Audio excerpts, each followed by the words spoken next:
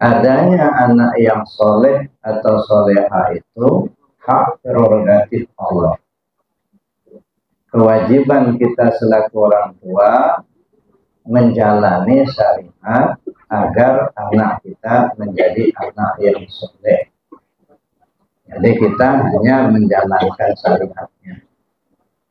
Pada akhirnya apakah anak itu akan menjadi anak soleh atau tidak, itu adalah hak prerogatif Allah. Banyak diantaranya orang tua yang sudah berusaha maksimal supaya anaknya menjadi anak yang soleh dan solehah, tapi Allah takdirkan lain. Ternyata anaknya tidak menjadi anak soleh dan solehah. Tetapi ada juga yang orang tuanya biasa-biasa saja, tetapi anaknya menjadi anak yang soleh atau solehah. Salah satu upaya kita untuk menciptakan anak yang soleh atau mengharapkan anak yang soleh, pertama orang tuanya itu selalu berbakti kepada orang tua.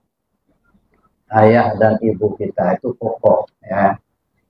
Jadi suami istri selalu berbakti kepada kedua orang tuanya.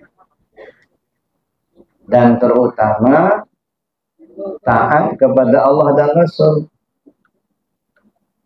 Suami senang riyadhah, senang zikir, istri pun rajin ibadah. Jadi saya kira itu dua itu, ya. Yang pertama tunduk taat kepada Allah dan Rasul, dan yang kedua berbakti kepada kedua orang tua. Nah, itu kalau itu kita jalani, insya Allah anak kita akan menjadi anak soleh. Jadi suami rajin riyadhah, rajin zikir, rajin ibadah. Istri juga begitu, rajin ibadah, rajin zikir. Kalau itu kita sudah jalani, kemudian yang kedua memberikan pendidikan agama kepada anak kita. Ya, jadi kita memberikan pendidikan agama kepada anak-anak kita, terutama menjalankan syariatnya Allah. Ya, mulai dari hubungan suami istri ada doanya.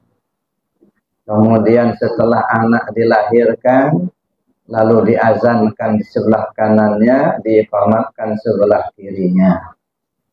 Atau ada juga yang berpendapat kalau perempuan diiqamatkan, kalau laki-laki diazankan. Tetapi ada juga yang berpendapat laki atau perempuan di sebelah kirinya diiqamatkan, di sebelah kanannya diazankan. Ya. Bukan kita mengajar anak itu supaya hafal azan, belum saatnya. Tetapi memperdengarkan kalimat tauhid kepada ruhaniyah anak. Sebab begitu anak lahir ke dunia, maka dia menyadari kalau situasinya berbeda ketika dia berada di alam arwah.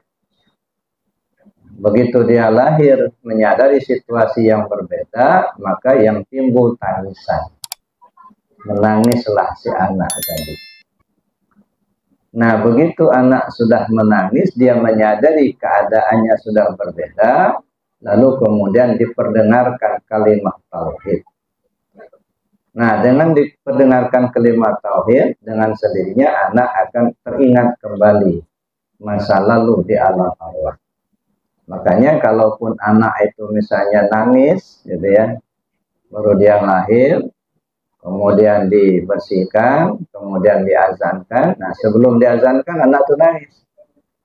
Tapi coba begitu diperdengarkan azan pasti diam. Ya. Oleh karena itu Bapak Ibu yang saya hormati, itu diazankan sebelah kanan, diiqamatkan sebelah kiri. Kemudian yang berikutnya memberikan nama yang baik.